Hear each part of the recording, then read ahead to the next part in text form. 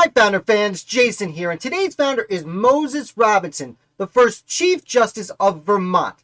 Now, before we talk too much about Robinson, we need to talk about the situation Vermont found itself in leading up to the American Revolutionary War. Now, at the time, both New Hampshire and New York laid claim to the territory that was Vermont. New Hampshire associated more with the people of Vermont. Most of them had come from New Hampshire, but New York had pretty strong claims to the area.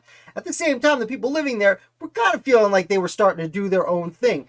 Now, Moses Robinson's father had actually traveled to London in an effort to resolve this conflict and maybe even get Vermont a little bit of notability from Parliament. However, unfortunately, his father passed away on this trip, and that put Moses as one of the leaders of Bennington, Vermont. His father had founded Bennington, Vermont, or was one of the people involved with the founding, and Robinson, who had spent the last 2 decades as town clerk, was now a really important member of that community.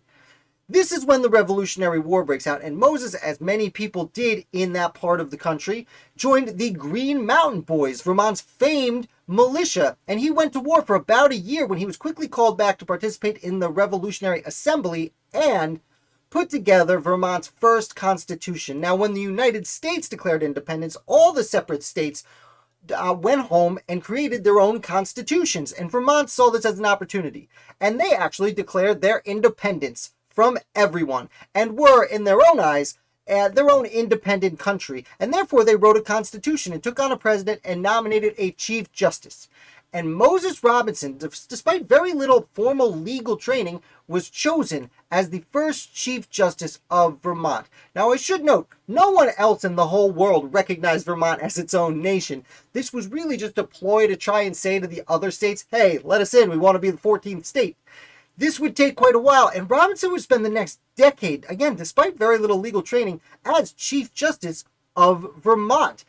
He would leave about the time he left. He traveled to the Continental Congress, and he actually discussed with Continental Congress what it would take for Vermont to be claimed as its own place and its own state and become part of the Union. Now, there were a lot of conflicts because many of the landowners, people from New York claimed some of the land, people from New Hampshire claimed the same land. They all wanted to be paid, so it took a lot to settle it out. And it wasn't until after the United States Constitution was ratified that Vermont would have its shot. And it was about the time the Constitution was ratified that Moses Robinson was elected as president of Vermont. Now, we would think of it today as governor of Vermont, but he was president of the independent nation that was Vermont. And it was during this time that Vermont was finally approved, and it took a little bit of time to transition, and Moses led the beginnings of the transition to Vermont, going from independent nation to state in the United States. And as a reward for his efforts, Robinson is chosen as one of the first 2 people to go and represent Vermont as a senator in the United States Senate.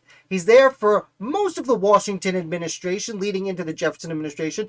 Their senators did show up a little bit late because, they weren't a state at first. But once Robinson gets there, he ends up associating with the anti-administration party, as it was generally known, aka the people who didn't like what Hamilton was doing and didn't really like what Washington was let Hamilton do, and would later go on to transition to the Democratic Republican Party led by Thomas Jefferson a few years later.